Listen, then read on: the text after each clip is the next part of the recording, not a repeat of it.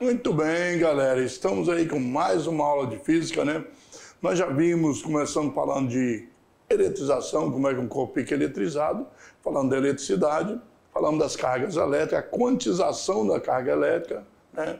Que um próton e um elétron têm o mesmo valor numérico de carga, que é 1,6 vezes 10 a menos 19 coulomb.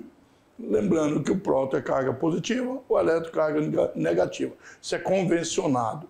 E nós vimos também em seguida sobre a força elétrica que age, o campo elétrico é a região onde uma força elétrica está atuando, né?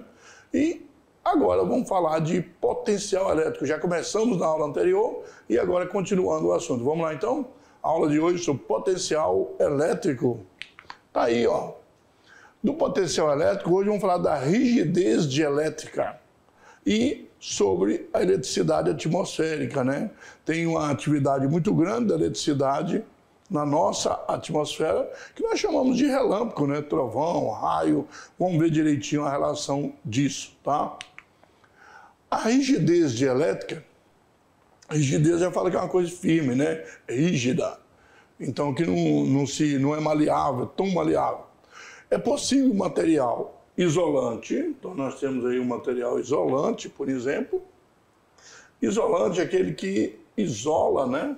Não deixa, tem dificuldade de passar a corrente elétrica, que a gente sabe que os elétrons, quando eles passam de um lugar, o material é um bom condutor. Mas será que o material que é isolante, que tem dificuldade da passagem dos elétrons, os elétrons não têm dificuldade de se saírem desse material, como a borracha, por exemplo, pode se tornar um condutor? Será que, né? Um material que é isolante, que não deixa passar a corrente elétrica, será que ele pode passar, se tornar um condutor, facilitar essa saída dos elétrons ou chegada, né? Essa ideia parece meio inviável, já que é um material que isola, como é que vai se conduzir? Mas pode acontecer sim. Sabemos que os materiais isolantes, também chamados de dielétricos, esse é o nome que nós damos para esses materiais isolantes, eles possuem elétrons que estão presos ao núcleo dos átomos. Ou seja, não existem elétrons livres nesses materiais. Então, pessoal, olha bem. O que define um condutor e um isolante? O condutor, que os elétrons livres têm facilidade de se mover, sair de um corpo e ir para outro, tanto sair como chegar, certo? Os materiais isolantes é que eles têm dificuldade de sair, não quer dizer que não vai sair. Então, tem dificuldade, resiste, tem uma resistência de não se liberar esses elétrons livres. Eles são mais presos ao núcleo, uma força maior mantém eles ali sem dificuldade de soltar. Tem dificuldade, não quer dizer que não possa ser vencida essa dificuldade. É isso que nós estamos falando agora. Vamos lá então? Então, é possível sim. Tá? Ó, os dielétricos. Nós temos o dielétrico, ele tem uma distância entre duas placas, certo? Tem uma área, né, que é igual ao do dielétrico lá em cima, e o dielétrico é aquele ali, pode ser borracha, alguma coisa. Nós podemos colocar ele aqui dentro, ó, encaixar ele aqui dentro, e aí ele ficaria, essa distância D aqui tem que ser igual, né? Aqui também, a área toda aqui tem que ser a mesma área que nós temos aqui. É possível sim, tá? Então a gente coloca aí dentro, e aí vai formar um corpo isolante. Mas se aplicarmos um campo elétrico, lembrando que é o campo elétrico que consegue fazer com que os elétrons possam sair, se moverem, e aí a partir daí tem uma força elétrica que leva eles de um lugar para outro. Se o campo elétrico, entre as extremidades de um material isolante, como aquele dielétrico, atuar uma força sobre os átomos desse corpo, tentando arrancar dele alguns de seus elétrons, que não tem muitos, mas pelo menos alguns, ocorre que esses elétrons estão fortemente ligados ao núcleo. Sendo assim, é necessária a aplicação de um campo elétrico mais intenso, porque um campo pequenininho não vai conseguir, para que assim seja possível arrancar esses elétrons. Então, nós vamos ver aqui, ó. Olha aqui, o dielétrico que nós vimos entre as duas placas, aplica com a placa negativa ou positiva, cria um campo elétrico aqui dentro, né? Indo do positivo para o negativo da placa, E nesse campo elétrico, aqui, placas serem paralelas, nós temos um campo elétrico uniforme. Se a intensidade desse campo elétrico não for suficientemente grande para cada material desse que está aqui dentro, a força elétrica provocará somente a polarização do material.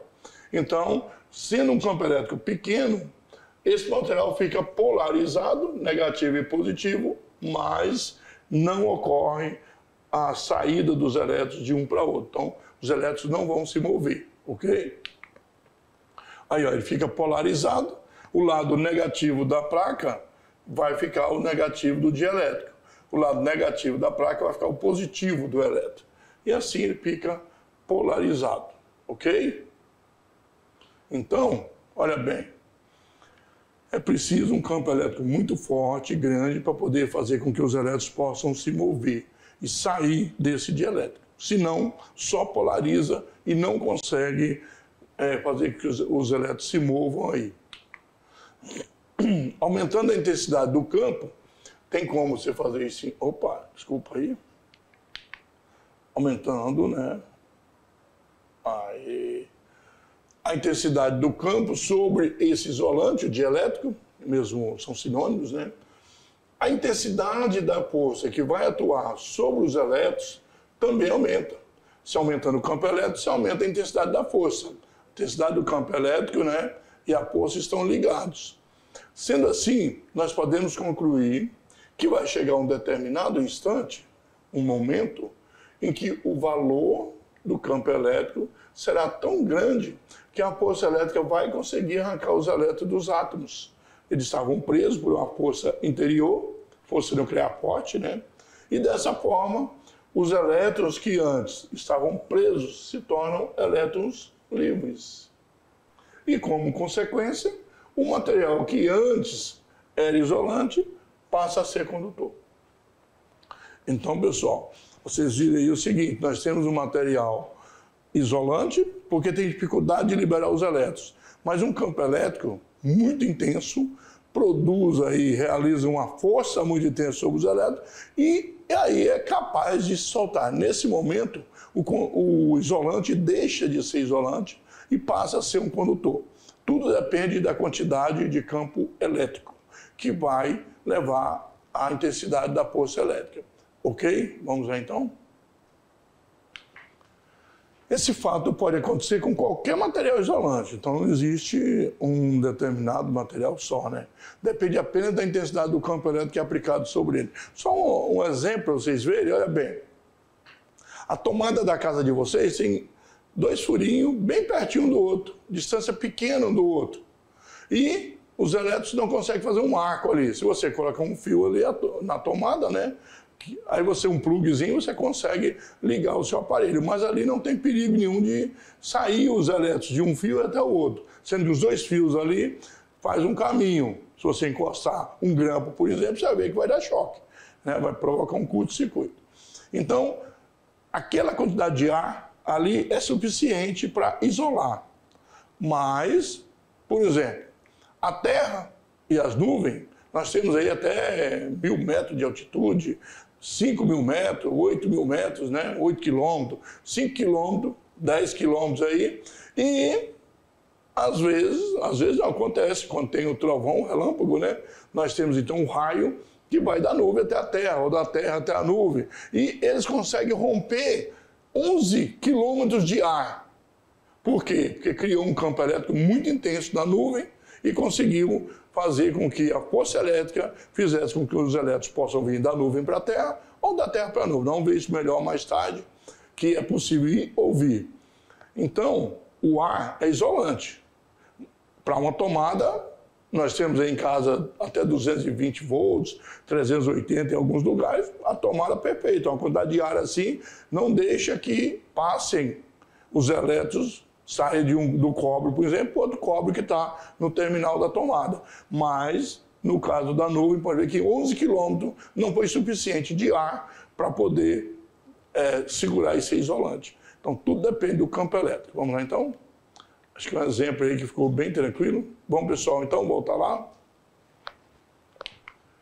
Olha aí.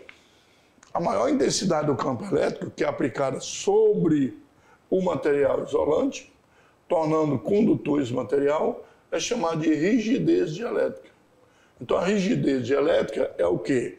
A intensidade do campo elétrico que nós precisamos aplicar sobre o material isolante, tornando ele condutor, tá? E varia, né, essa rigidez dielétrica aqui, ela varia de material para material, ar, borracha, areia, né, e assim por diante. Pois alguns se mantêm isolantes com um determinado valor de campo elétrico e outros se transformam em condutores com a mesma intensidade de campo. Então, você vê que alguns precisam de valores diferentes, né, para você conseguir romper. Então, a rigidez dielétrica vai depender de cada material, ok? Então, olha bem, o primeiro exemplo aí, uma esfera metálica maciça é carregada eletricamente com a carga positiva. Então, tem uma esfera aqui e carrega ela com carga positiva, tá?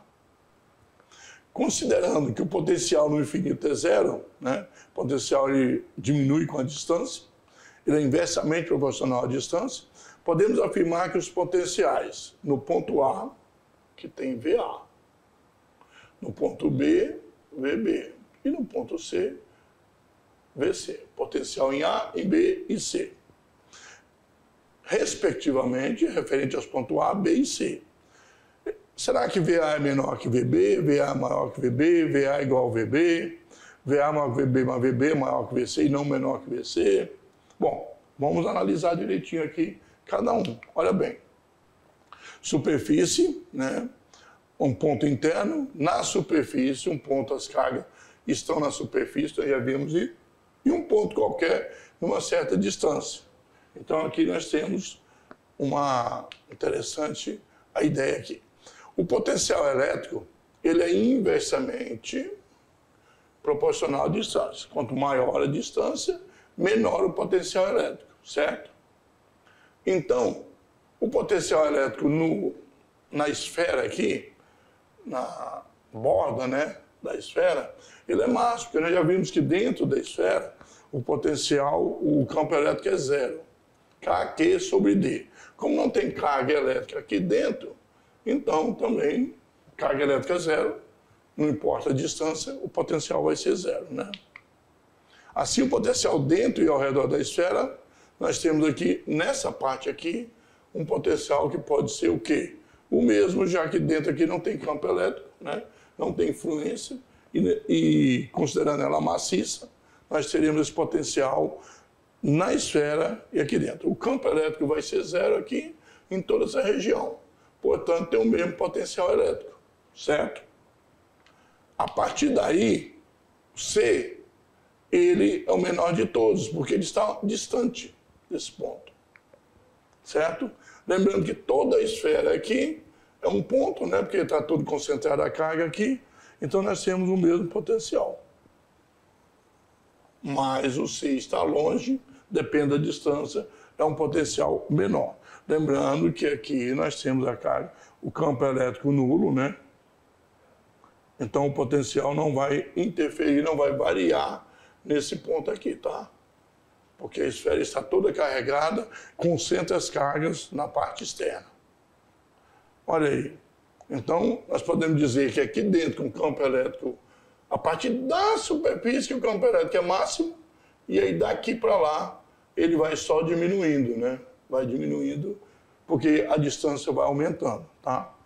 Então, lembrando que todos eles, tanto A como B, vai ser um potencial maior do que C que está distante. Aqui está na própria esfera, né? O B também está na própria esfera, certo? Então, nós temos aí que as cargas que estão aí é do próprio potencial. E a distância aqui é a esfera, não tem distância nenhuma da esfera. Lembrando, nós estamos considerando essas cargas concentradas em toda a esfera, né? Como se a esfera fosse pontual, que nós chamamos, tá? A eletricidade atmosférica. Agora, vou falar um pouquinho da eletricidade atmosférica. Eu falei de eletricidade atmosférica. A gente vai falar, na verdade, de quê? Vai falar de relâmpagos, principalmente, trovões, né? Os relâmpagos são descargas elétricas que ocorrem dentro de uma nuvem, entre duas nuvens, entre uma nuvem e a atmosfera, ou entre uma nuvem e entre o solo, chamando a Terra, né? Então nós chamamos de raio o que representa tipicamente 20% das descargas. Entre a nuvem e o solo são as descargas elétricas que nós chamamos de raios, isso que nós vemos aqui, né? Os relâmpagos podem ser verticais e normalmente predominam na parte da frente de uma trovoada, que é a tempestade, né? A palavra trovoada não é muito utilizada, mas a tempestade. E os horizontais na parte de trás. Eles estão sempre presentes em qualquer tempestade, né? Trovoada, e aquecem localmente o ar e as temperaturas podem chegar a 30 mil graus Celsius, tá? 30 mil graus Celsius, temperatura altíssima, chegam até a transformar o oxigênio em ozônio. O oxigênio é O2, né? O ozônio é O3, ok? Durante descargas elétricas. Lembrando, pessoal, que o ozônio ele é muito importante para a gente, por exemplo, se defender dos raios ultravioletas, né? Que vem do sol e pode causar câncer de pele, por exemplo. Então, a camada de ozônio que nós temos na atmosfera, ela é muito importante para prevenir contra esses raios ultravioletas, não deixar eles passarem em quantidades excessivas. Então, nós temos o maior produtor de ozônio são os oceanos, né? Através das algas, da produção, principalmente perto do Canadá, a maior quantidade de ozônio que se libera dentro do oceano, produzindo ozônio entre as plantas, parte orgânica. Os vulcões é outro que libera uma quantidade de ozônio enorme na atmosfera. E os relâmpagos, quando eles acontece o raio, a temperatura altíssima transforma o O2, que é o oxigênio, em O3, que é o ozônio. Todos eles são referência aí para liberar ozônio na atmosfera, ok? Vamos lá então. Esse aquecimento causa a expansão explosiva do ar ao longo da descarga elétrica. E aí é claro que essa explosão em si faz o quê? Tem uma violenta onda de pressão, tem um barulho que nós chamamos de trovão, né? Então, ela é composta de compressão e rarefação, que os nossos ouvidos ouvem como o som que nós chamamos de trovão. Esse som, esse barulho é o trovão. Então, mexe, né? Ao romper aquela parte do ar, ele comprime e rarefaz em algum ponto, e com essa violenta onda de pressão causa um som, e nós chamamos esse som de trovão. Uma trovoada típica, trovoada tipo tempestade, produz 3 ou 4 descargas por minuto. A cada minuto nós temos 3 ou 4 descargas elétricas. E aí, como nós já estudamos no segundo ano, pessoal, olha bem, os trovões, por exemplo, é o som. O som, ele viaja numa velocidade pequena, né? Nós temos aí 300 metros por segundo a velocidade, enquanto que a luz, quando ela mexe, são 300 milhões de quilômetros por segundo. Então você vê primeiro o relâmpago, em seguida você ouve o trovão. Trovão é o barulho, o som. O relâmpago é a luz que está aquecendo muito, e nesse aquecimento libera a luz. E na expansão dessa luz, quando acontece ali, sai também o som, que é o trovão. Só que você vai ouvir o trovão bem depois, porque a luz é 300 milhões de quilômetros por segundo, enquanto que o som é 300 metros por segundo. Tá? Vamos lá então?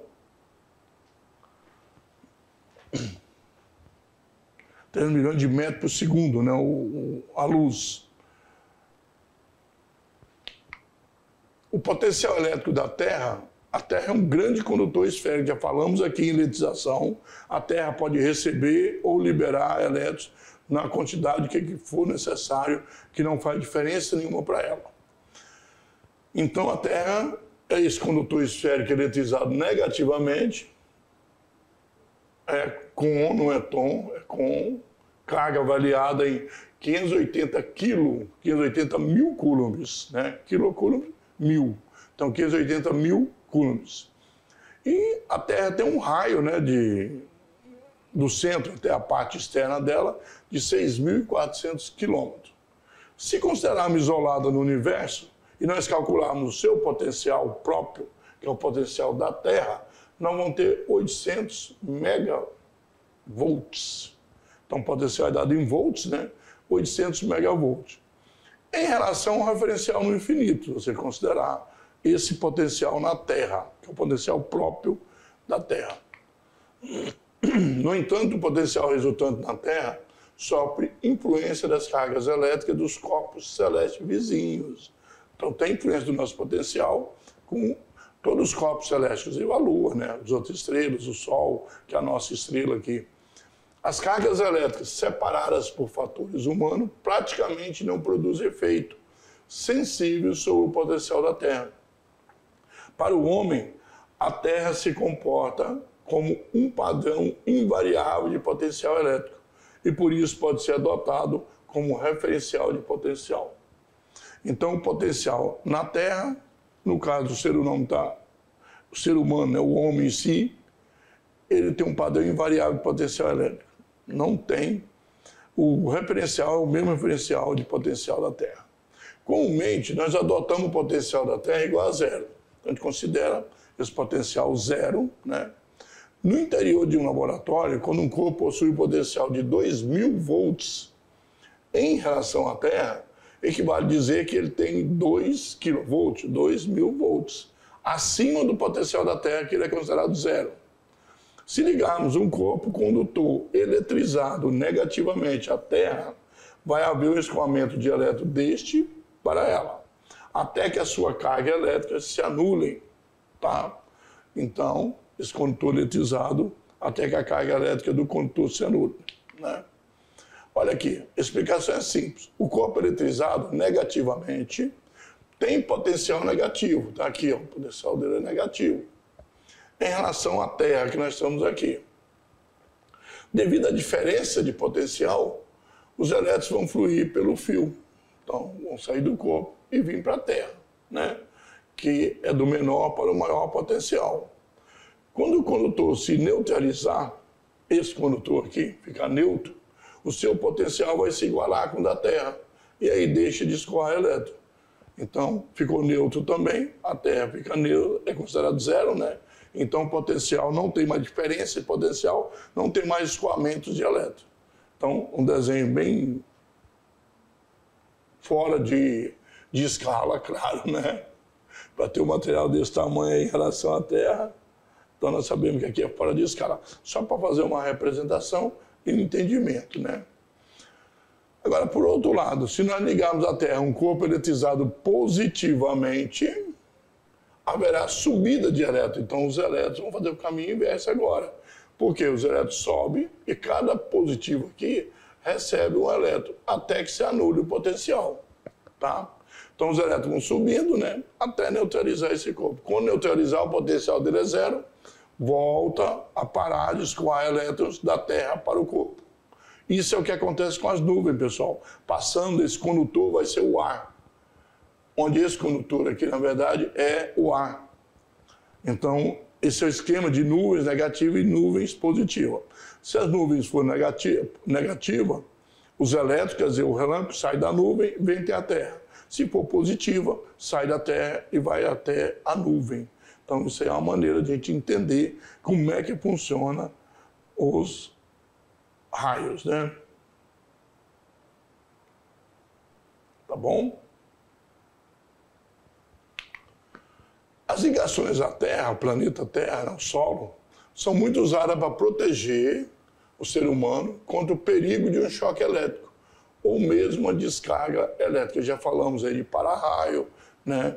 Então, uma maneira de você deixar o corpo aí protegido, nós utilizamos o para-raios. Esse para-raios, ou aterramento na própria casa, né? Ele é sempre aterrado, assim como um chuveiro elétrico. Também, quando você não faz o aterramento na sua casa, corre o risco de tomar um choque elétrico. Ou uma torneira elétrica, uma máquina de lavar roupas. Por quê? Toda vez que ligamos à Terra, uma armadura metálica garante que o potencial elétrico se anula. Então, pessoal, olha bem, o aterramento é muito importante numa casa, porque nem sempre quer dizer que você vai tomar choque. Chuveiro elétrico, tudo bem, a função dele é prevenir contra o choque. Máquina de lavar, micro-ondas, qualquer aparelho elétrico, se você tem um aterramento nas tomadas, ele anula o potencial e aí você evita de queimar o equipamento, porque também a diferença de potencial pode queimar, não é só corrente elétrica alta que pode queimar, não. Nós temos também o potencial maior, pode levar a queimar o equipamento. Então, é importante. Lembrando que a maioria das casas não possui aterramento. Por isso que as tomadas vêm com 3 pinos, né, mais novas aí. Por que os 3 pinos? Porque um é do aterramento, fazer o aterramento. Porque aí você protege o equipamento elétrico. No caso do chuveiro, protege contra o choque elétrico, né? Chuveiro não queima só por causa de tensão alta aí, ok? Tem que ser uma tensão muito mais alta, o que não acontece numa casa. Vamos lá, então. Ok? Então é importante o aterramento e o para-raio para ter isso aqui, potencial elétrico nulo. Se anulando o potencial elétrico, evita esses problemas que eu acabei de falar aqui, tá? Então, olha bem, num dia comum, com a atmosfera calma, sem tempestade, né? A partir da superfície terrestre, nas proximidades da superfície e no sentido ascendente, subindo, o potencial elétrico ele aumenta aproximadamente 100 volts por cada metro. Está tranquilo, não tem interferência, a cada metro aumenta 100 volts.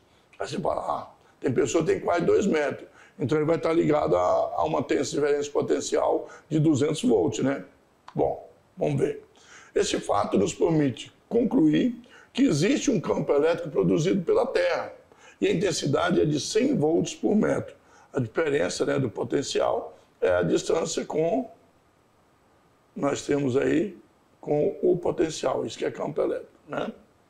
E orientado para baixo. Então, vetor campo elétrico voltado para a superfície.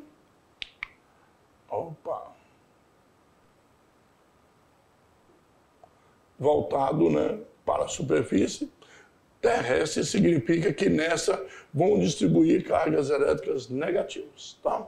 Vamos ver aqui. Olha, tem a superfície terrestre, um potencial chamado de zero. O potencial é zero. 1 metro, 100.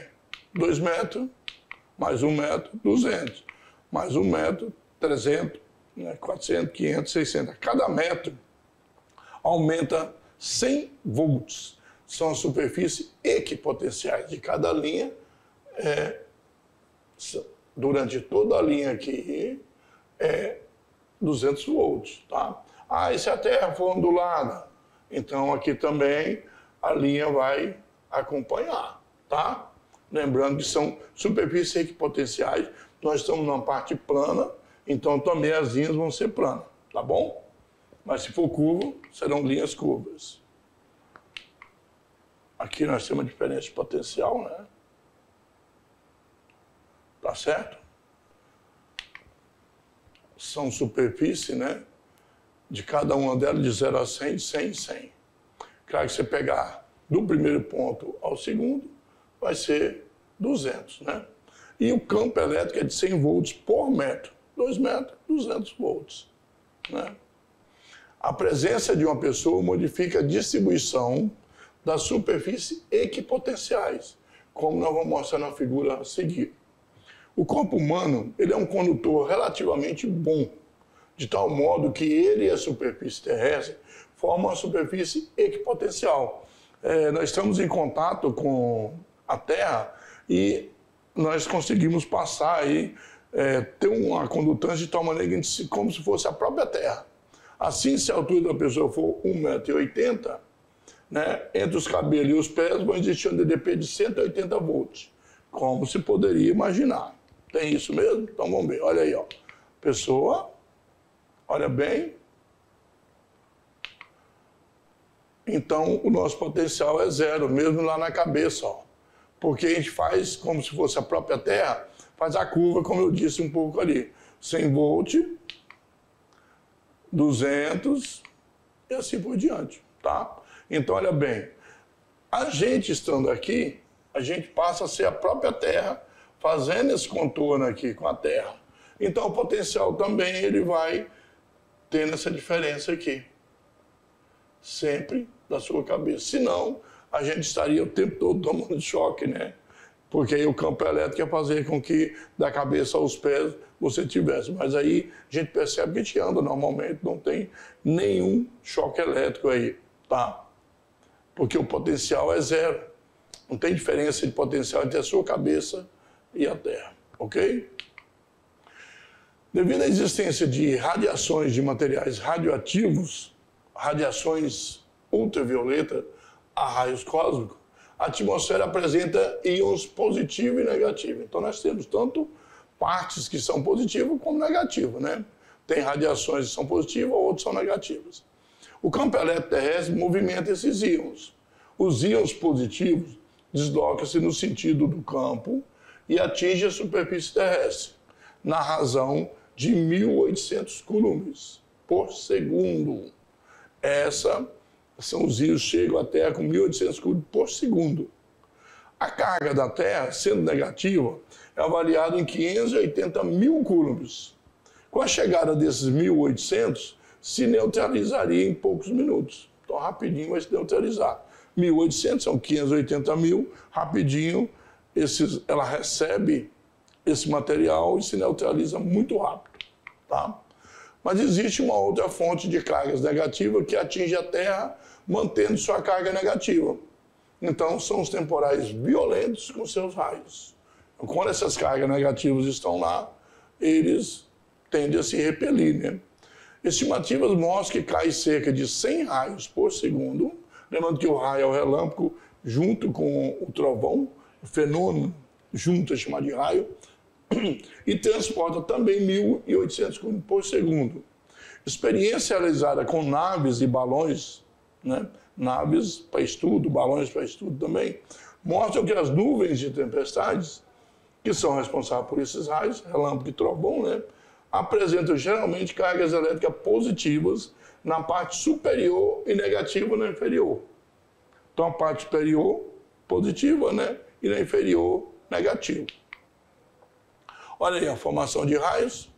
As cargas positivas estão entre 6 e 7 km de altura, enquanto que as negativas entre 3 e 4 km. A diferença de potencial entre a parte negativa da nuvem e a Terra, ela varia em torno de 10 megavolts e 1 gigavolts, milhão e bilhão, né? Para que uma descarga elétrica tenha início, não há necessidade que o campo elétrico atinja a rigidez dielétrica do ar, que é 3 megavolts por metro, tá? Mas que o campo elétrico atinja a rigidez, aí no caso, de 10 kV, tá?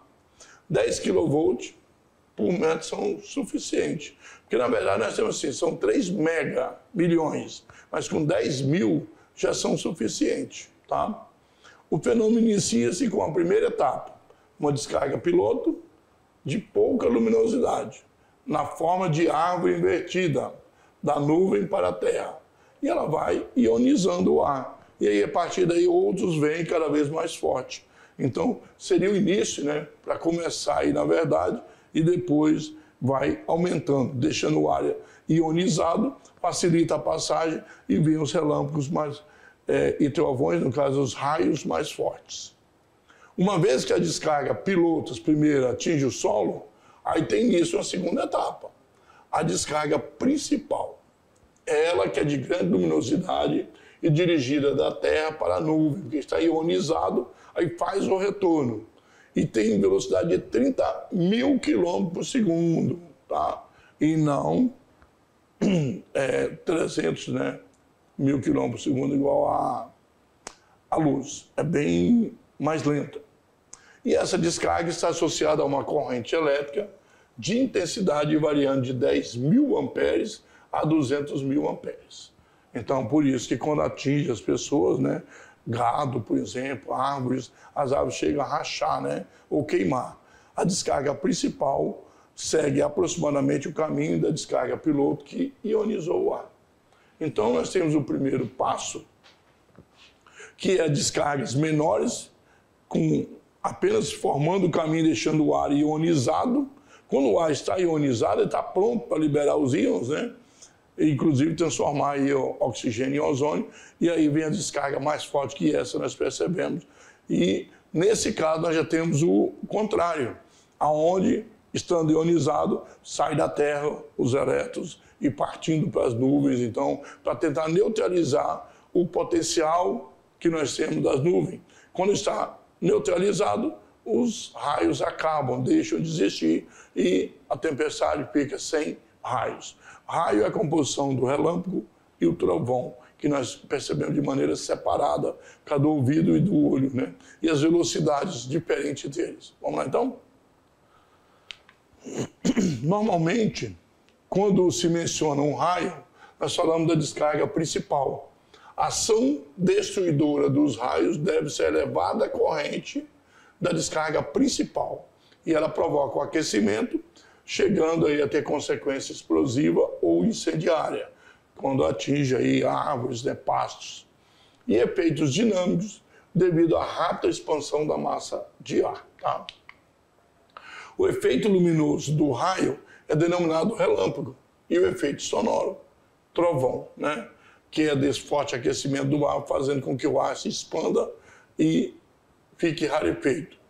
Há raios não só entre uma nuvem e a Terra, mas também entre nuvens e entre as partes de uma mesma nuvem. Também de uma nuvem para outra, nós temos isso aí. Um exemplo aí, durante uma tempestade, um raio atinge um ônibus que trafega por uma rodovia. Podemos afirmar que os passageiros não sofrerão dano físico em decorrência desse fato, pois os pneus de borracha são isolantes, né? Asseguram o isolamento elétrico do ônibus. Serão atingidos pela descarga elétrica em virtude da carroceria metálica ser boa condutora de eletricidade. Alguém já viu aí um ônibus ser atingido por raio e esse desastre anunciado? Serão parcialmente atingidos, pois a carga será homogeneamente distribuída na superfície interna do ônibus. Não sofrerão dano físico em decorrência desse fato, pois a carroceria metálica do ônibus atua como blindagem, aquela blindagem eletrostática que nós falamos. Não serão atingidos, pois os ônibus interurbanos são obrigados a portar um para-raios em sua carroceria. Claro que não. Já falamos de blindagem eletrostática e mostramos que as cargas elétricas vão ficar na parte externa, né, do ônibus e não vão ocorrer nenhum dano físico às pessoas que estão dentro. Até comentamos em uma aula anterior aí, falando de blindagem eletrostática. Bom, pessoal, nós vimos aí que o potencial elétrico da Terra ele é zero, porque tem uma capacidade infinita de receber ou ceder elétrico. Então ele é considerado um potencial zero. Quando nós passamos por ele, fazemos parte do planeta. Então simplesmente dá a volta pela gente, o potencial continua zero. Você não sofre efeito nenhum, não precisa preocupar com isso, tá? Carro, você, as árvores, nada disso. A partir daí o potencial começa a cada 1 metro, nós vimos ali 100 volts. Então o campo elétrico é de 100 volts por metro, né? Aí se você tem 10 metros, 10 vezes 100, 1000 volts por metro, que é o campo elétrico, e assim por diante. 100 volts para cada 1 metro que nós temos, tá? E lembrando que as descargas atmosféricas, no caso, uma descarga atmosférica é chamada de raio. E ela é composta de relâmpago, que é a parte luminosa que você percebe com os olhos, tem uma velocidade altíssima, e a expansão e rarefação do ar, que provoca esse barulho, o rompimento aí das moléculas do ar sendo expandido, né, que nós chamamos de trovão, porque é a parte sonora, a gente ouve e chamamos de trovão. A velocidade é muito menor, né? Então a gente demora a ouvir o trovão. Aí a pessoa fala assim, mas como é que eu poderia, por exemplo, se eu tivesse ser atingido por um raio? Se for atingido por um raio, você não consegue escutar nada. Por quê? Chegou até você, só vai provocar o barulho depois que ele passar por você. Você já foi atingido, não dá tempo. Então, enquanto você estiver ouvindo o trovão, é bom, porque ele está longe de você. Em você não vai dar tempo, te garanto. Bom, lembrando que a nossa aula continua.